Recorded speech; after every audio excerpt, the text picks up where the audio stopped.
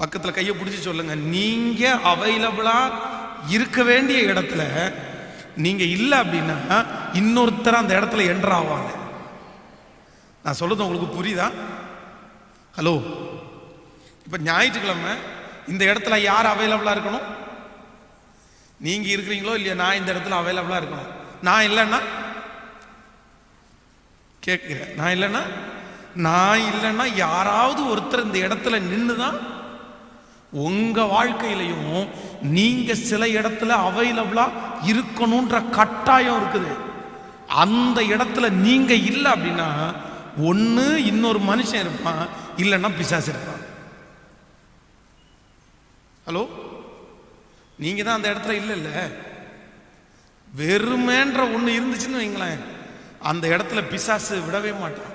அதான் ஒரு மிகப்பெரிய தேவ மனுஷன் சொல்லும்போது ரொம்ப அழகா சொல்றாரு, சும்மா இருக்கிறவனுடைய இருதயமும் சிந்தையும் சாத்தானுடைய ஒர்க் ஷாப்பாம்.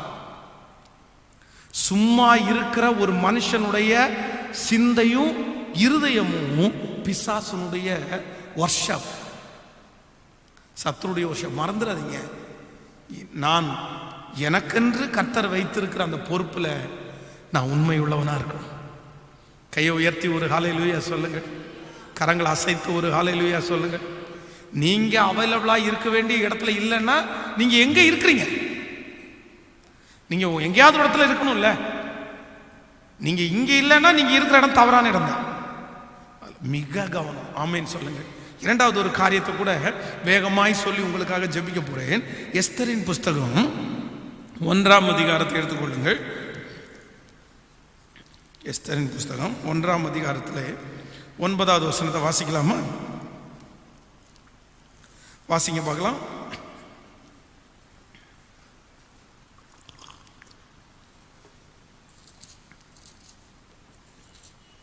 யாராவது ஒருத்தர் வாசிங்க. 1ஆம் அதிகாரம்.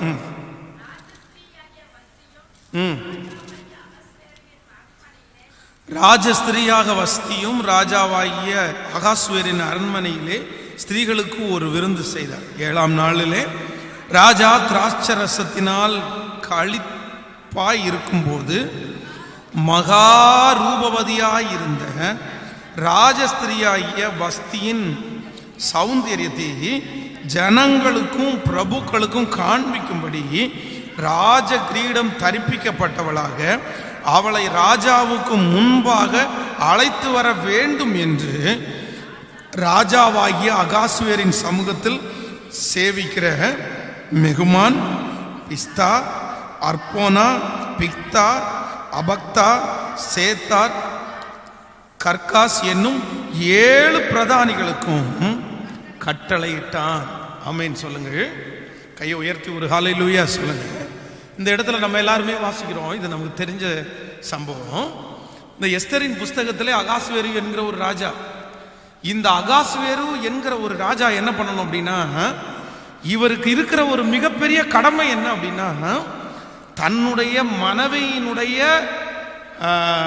மனைவியினுடைய சரீரத்தை, தன்னுடைய மனைவியினுடைய வாழ்க்கையை பாதுகாக்க வேண்டிய ஒரு கடமை இவருக்கு இருக்குது. பாதுகாக்க வேண்டிய ஒரு கடமை இவருக்கு தான் இருக்குது. இவர் தான் சொல்லி, ஒருவேளை அவர்களுடைய வஸ்திரங்கள் விலகி இருக்கும் போதோ இல்லை என்றால் அவர்களுடைய அழகை மற்றவர்களுக்கு காண்பிக்க வேண்டும் என்று அவர்கள் நினைச்சாலோ இவர் தான் அவங்கள்ட்ட என்ன பண்ணணும் அப்படின்னா சொல்லணும், இல்லப்பா அப்படின்னு நம்ம இருக்கக்கூடாது, உனக்குன்னு ஒரு கடமை இருக்குது, நீ அப்படியெல்லாம் செய்யக்கூடாது அப்படின்னு அவர்களுடைய வாழ்க்கையை பாதுகாக்க வேண்டிய ஒரு கடமை யாருக்கு இருக்கு அப்படின்னா அகாஸ்வேர். நீ பெரிய ராஜாவா இருக்கலாம்ப்பா, நீ 128 நாடுகளுக்கு ராஜாவா இருக்கலாம், ஆனா உங்க மனைவியை பாதுகாக்க வேண்டிய கடமை உன்னுடையதுப்பா அப்படின்ற ஒரு கடமை இருக்குது. ஆனா கடமையை பாதுகாக்க வேண்டிய இந்த ராஜாவே இப்ப என்ன பண்றாருன்னா கடமையில தவறிட்டாரு. இவர் திராட்சரசம் அதான் ஓவரா குடிச்சா சிலருக்கு நினைவு இருக்காது இல்ல, தன்னுடைய சிந்தை தன்னிடத்துல இருக்காது இல்ல, ஓவரா இவர் குடிச்ச உடனே இப்ப இவருக்கு என்ன தெரியும், மகா ரூபவதி, மகா அழகி அவங்கள என்ன பண்றாங்க அப்படின்னா எல்லாருக்கும் முன்பாகவும் அவளுடைய அழகை காமிக்கணும்னு அவர் நினைக்கிறாரு. தன்னுடைய கடமையை தவறிட்டாரு. ஆனா வஸ்தி ஒரே வார்த்தையா சொல்லிட்டாங்க, நான் வரமாட்டேன், நான் எதுக்கு வரணும்? நான் நம்புறேன் வஸ்தின்ற ஒரு கேரக்டர் வந்து ஒரு நல்ல கேரக்டர். அவங்களுக்கு தெரியும் இந்த மாதிரி ஒரு காரியத்தை நம்ம செய்யலை அப்படின்னா ஒரு பெரிய ஒரு சூழ்நிலைக்கு நம்ம தள்ளப்படுவோம். நம்ம ராணி என்கிற அந்த இடத்துலேருந்து எடுக்கப்படுகிற ஒரு சூழ்நிலை. ஆனால் ராணியுன்ற பட்டம் எனக்கு போனால் கூட பரவாயில்லப்பா, என் சரீரத்தை நான் பாதுகாப்பேன்ப்பா, என் சரீரத்தில் நான் கவனமாக இருக்கணும். பெண்களுக்கு, தாய்மார்களுக்கு, தங்கச்சிகளுக்கு, ஒவ்வொரு வாலிப தங்கச்சிகளுக்கும் சொல்கிறேன், உங்களுக்கு இருக்க வேண்டிய ஒரு மிகப்பெரிய உணர்வு என்ன அப்படின்னா, உங்களுக்கு பணம் கூட போனால் போட்டுங்க, ஆனால் உங்கள் கற்பில், உங்களுடைய சரீரத்தில் நீங்கள் மிக கவனமுள்ளவர்களாக இருக்கணும், மிக கவனமுள்ளவர்களாக இருக்கணும். மற்றவர்களுக்கு இடரல் உண்டு பண்ணுகிற யாராயிருந்தாலும் சரி, கழுத்தில் எந்திர கல்லை கட்டி சமுத்திரத்தின் ஆழத்தில் கொண்டு போடுன்னு பைபிள் சொல்லுது ஆண்டவர். இன்றைக்கு இருக்கிற உலகம் வந்து மாற்றப்பட்டதுனால நீங்களும் மாறிட்டீங்களோ அப்படின்னு நிறைய திருச்சபைகளுக்குள்ள கடந்து போகும்போது அந்த திருச்சபைக்குள்ள வர்றாங்க பாருங்க பிலீவர்ஸ், ஆண்டவர் ஆராதிக்க வர்றவங்க, அவங்களுடைய ட்ரெஸ்ஸிங் சென்ஸ் எல்லாம் பார்க்கும்போது அவ்வளோ ஆக்வர்டா இருக்குது, அவ்வளோ ஆக்வர்டா இருக்குது. இவங்க ஆலயத்துக்கு தான் வர்றாங்களா? இவங்க ஆண்டவருடைய பிள்ளைகளா? உங்களுடைய நிர்வாணம் காணப்படாதபடிக்கு எச்சரிக்கையா இருங்க. அதே போல வாலிப பிள்ளைகளை பெற்று வளர்த்தின ஒவ்வொரு தாய்க்கும் இருக்கக்கூடிய ஒரு மிகப்பெரிய கடமை என்ன அப்படின்னா, எப்போ உங்க பிள்ளை வீட்டை விட்டு வெளியே போனாலும் மேலே இருந்து கீழே வரைக்கும் ஒரு டைம் செக் பண்ண வேண்டிய ஒரு கட்டாயம் உங்களுக்கு உண்டுன்றதை நீங்க மறந்துடவே கூடாது.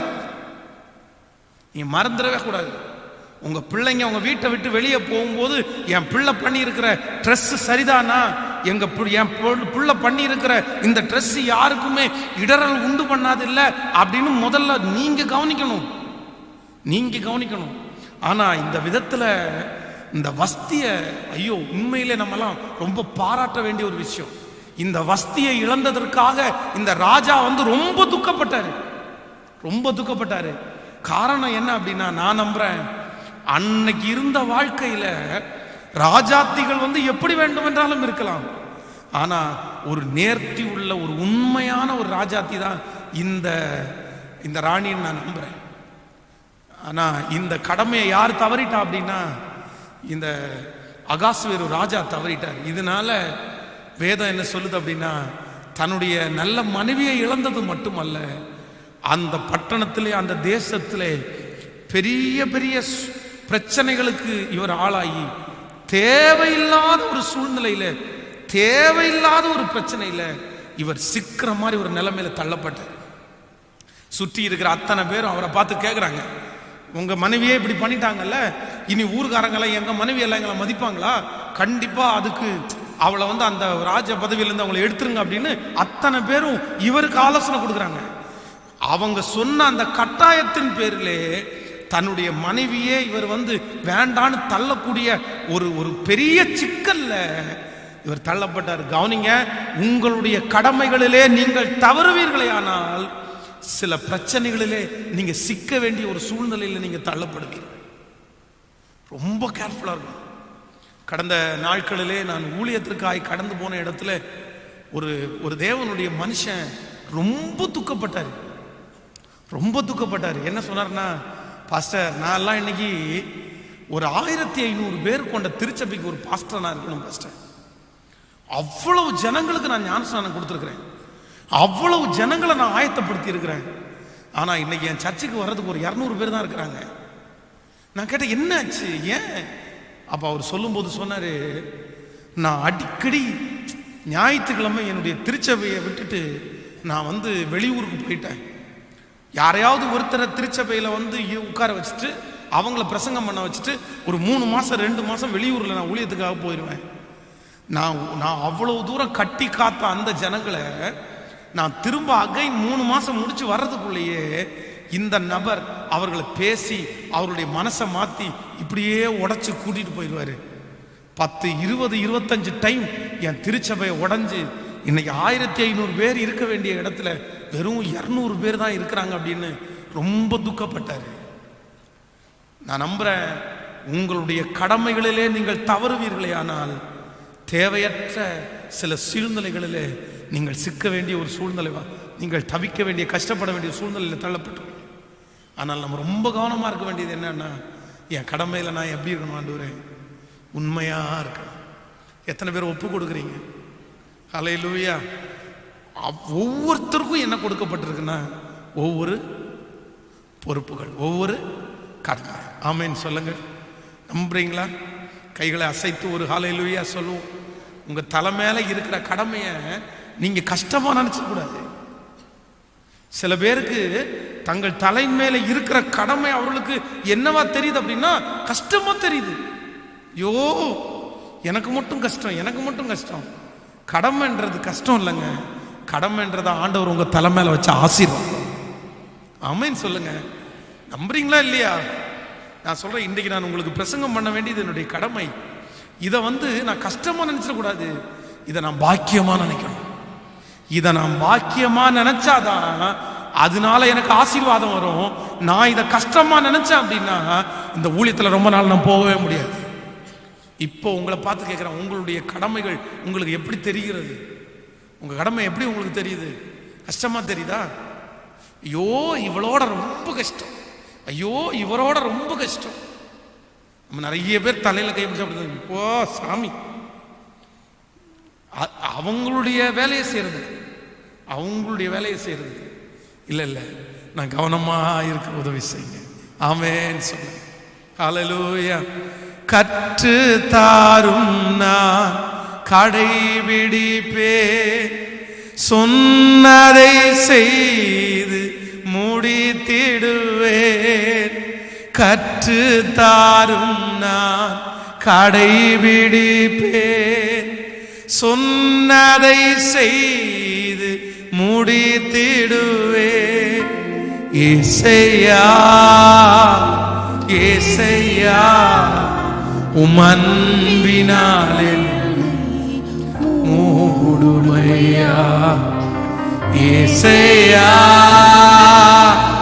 ஏசையா உமன்பினாலே மூடுமையா. ஆமென். தன் கடமையிலே உண்மையா இருக்கிறவங்க நிச்சயமா ஒரு நாள் பெரிய ஆசீர்வாதத்தை பார்ப்பீர்கள். அல்லேலூயா. எழும்பி எல்லாரும் கொஞ்சம் முன்பாக கடந்து வாருங்க. Thank you Holy Spirit. ஆண்டவரே, நாங்கள் உமக்கு நன்றி செலுத்துகிறோம். எங்களை நடத்துகிற ஒரு நல்ல தேவன்,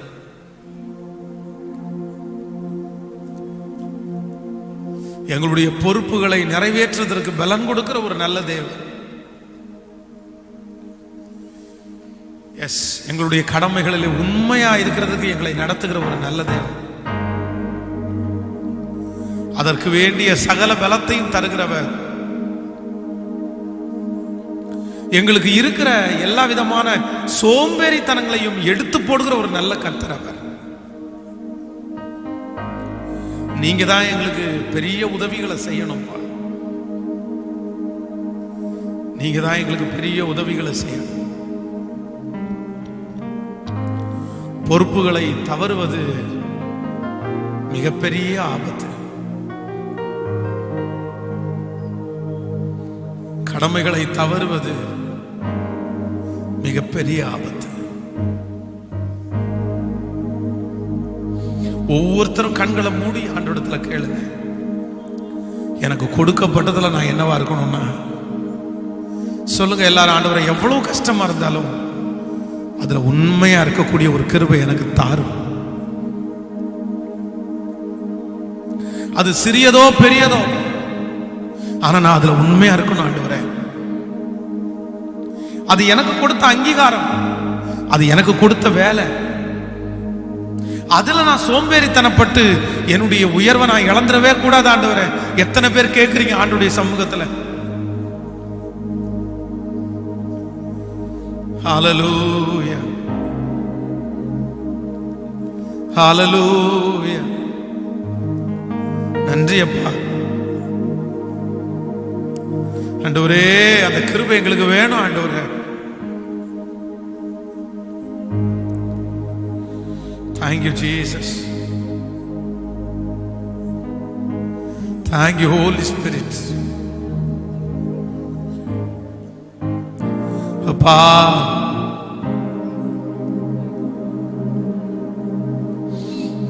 கிருபையினால் எங்களுக்கு இறங்கும் ஆண்டவரே, இறங்கும் ஆண்டவரே,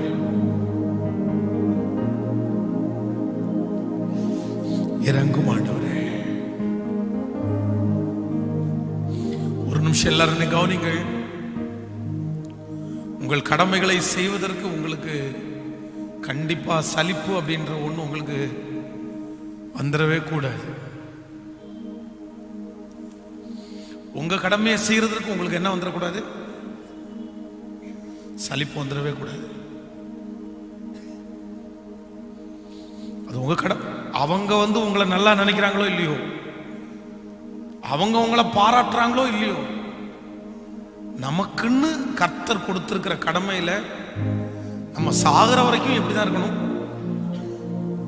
நான் சொல்றது உங்களுக்கு புரியுதா? அப்படி செய்யல அப்படின்னா உங்களுடைய ஆசீர்வாதத்தில் நீங்க வளர்ச்சியை பார்க்கவே முடியாது. எத்தனையோ பேருடைய தாளந்துகள் நிர்மூலமாக்கப்படுறதை என் கண்ணால பார்த்திருக்கிறேன். வேதம் சொல்லுது, சிம்சோனுக்கு இல்லாத பலன் யார்த்தையுமே இல்லை. அவ்வளவு பலனை ஆண்டவர் அவனுக்குள்ள வச்சிருந்தாரு. ஆனா சாகும்போது எப்படி செத்தாரு? பலசாலிய மாதிரியா செத்தாரு?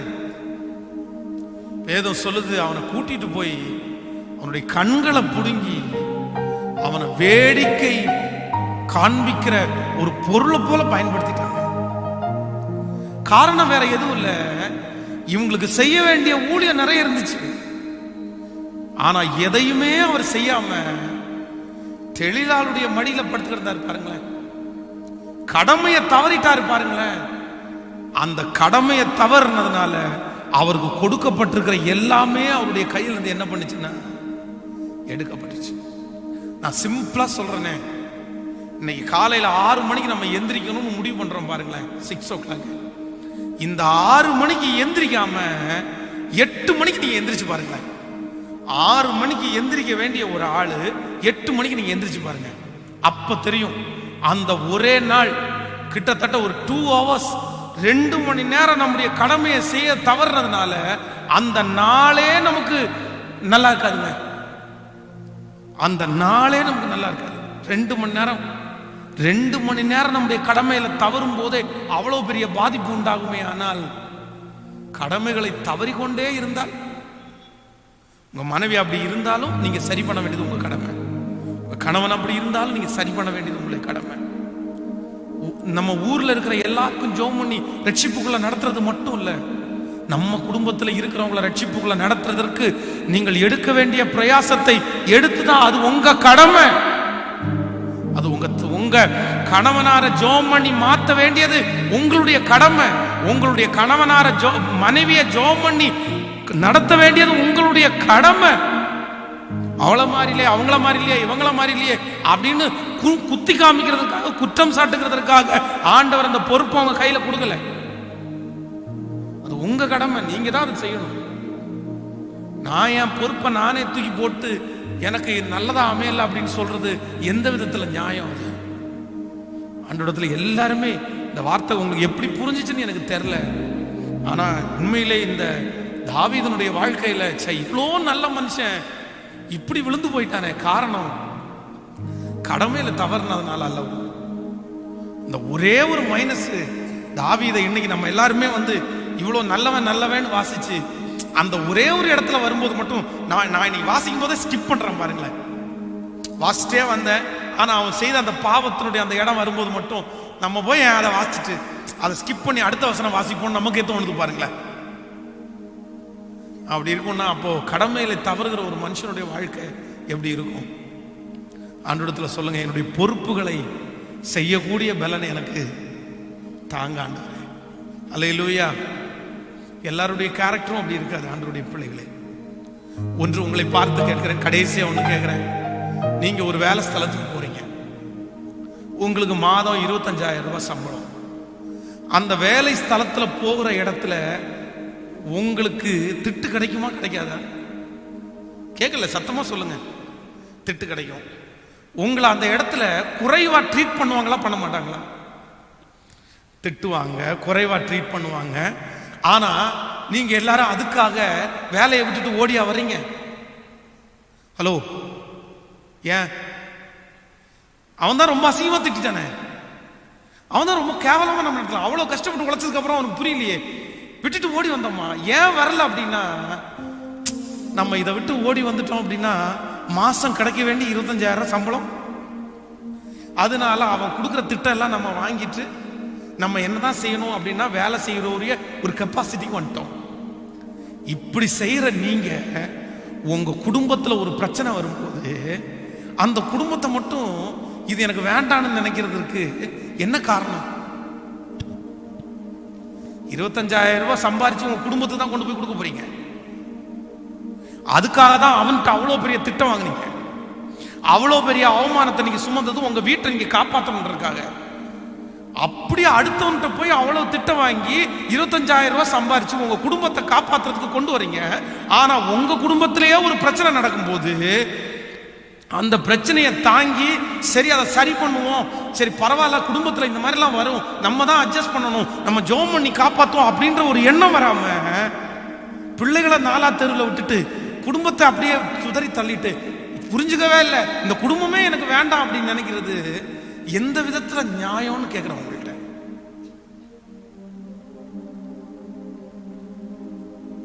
அப்போ உங்களுடைய வேலையை விட உங்க குடும்பம் சின்னதாயிச்சா?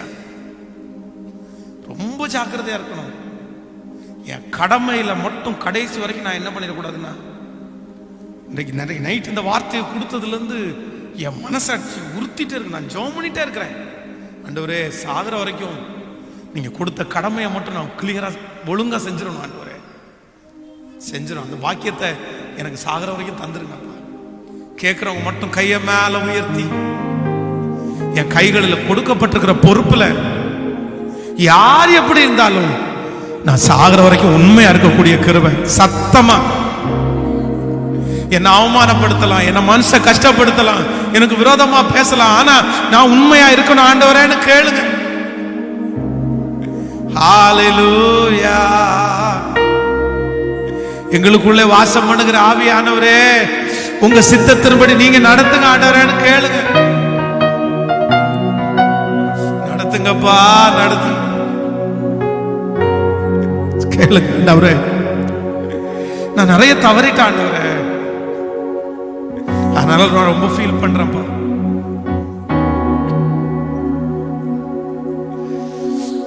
கொஞ்சம் கவனமா இருந்திருக்கலாமோ, கொஞ்சம் கவனமா இருந்திருக்கலாமோ. ஹalleluya. நன்றி ஆண்டவரே, நன்றி அப்பா, நன்றி.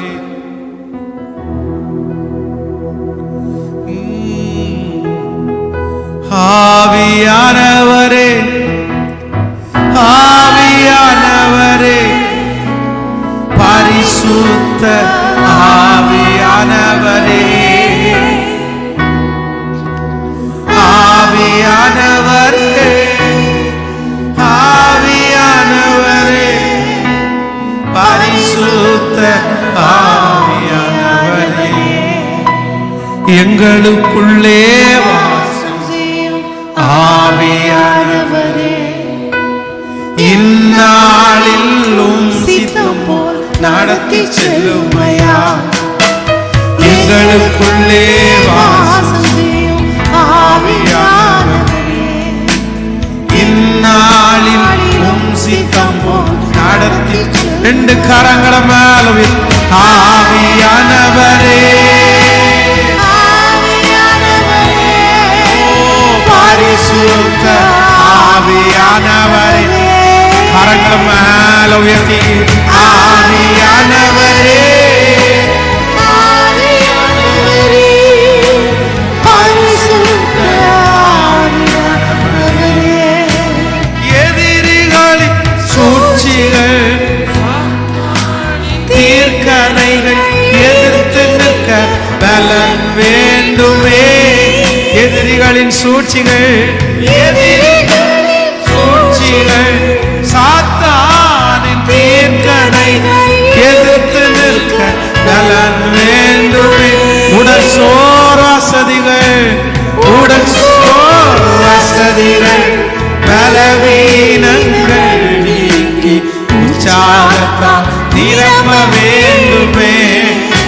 உடல் சோர் வசதிகள், உடல் சோர் வசதிகள், பலவீனங்கள் நீக்கி உற்சாகத்தால் நிரப்ப வேண்டுமே. கரங்களை மேல உயர்த்தி சொல்லுங்க. ஆவியானவரே, சத்தமாய் கேளு. இயேசுவே, அப்பா கிருபை எங்களுக்கு தாங்கப்பா.